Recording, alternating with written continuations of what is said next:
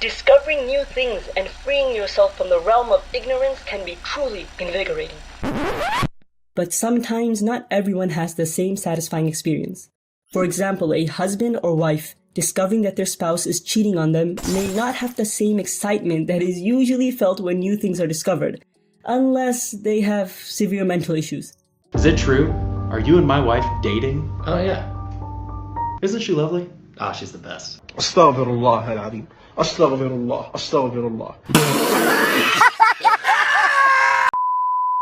Another example of a sad discovery is a Christian finding out that the Trinity is not originally from the Bible.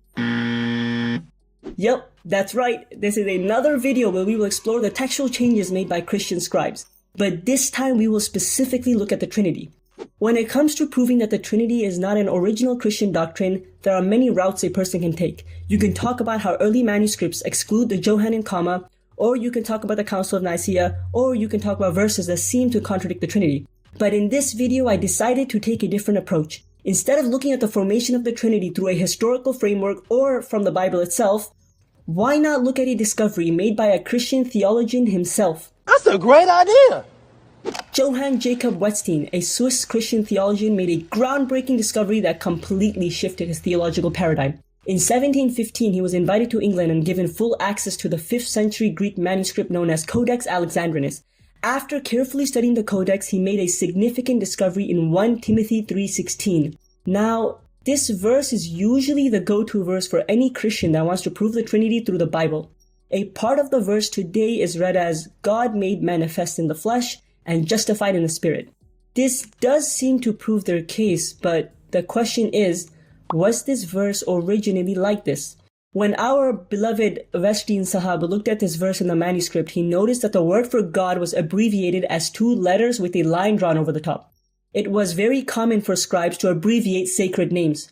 For example, if someone wants to abbreviate I don't know with IDK, they would put a line over the top to indicate to the reader that it's abbreviated. One reason they might have done this was because Greek was written in scriptio continua, which means that they did not have spaces, punctuation, uppercase or lowercase letters. The abbreviation for God in Greek is theta sigma. But the crazy part about this was that Wettstein noticed that the horizontal line in the middle of the first letter was not actually part of the letter, but was a line that had bled through from the other side of the page. Also, he noticed that the line drawn over the top was in a different ink, appearing as if it was added by a later scribe. This means that the abbreviation for God was actually supposed to be an omicron and sigma, which in Greek spells out the word who. So the verse originally did not speak of Christ as God made manifest in the flesh, rather it spoke of Christ as He who was made manifest in the flesh. What? What? This discovery convinced Wettstein Sahab to reject the Trinity, which unfortunately resulted in him being banned from the University of Basel.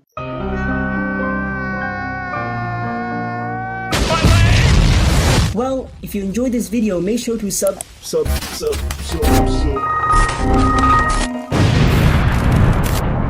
submerge yourself in the pursuit of knowledge.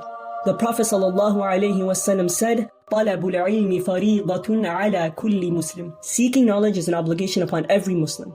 Try to create a monthly planner with specific goals, focusing on learning a topic at a basic, intermediate, or advanced level depending on your current proficiency. This structured approach can track your progress and deepen your understanding over time. Well, that wraps up today's video. Until next time, Assalamu alaikum.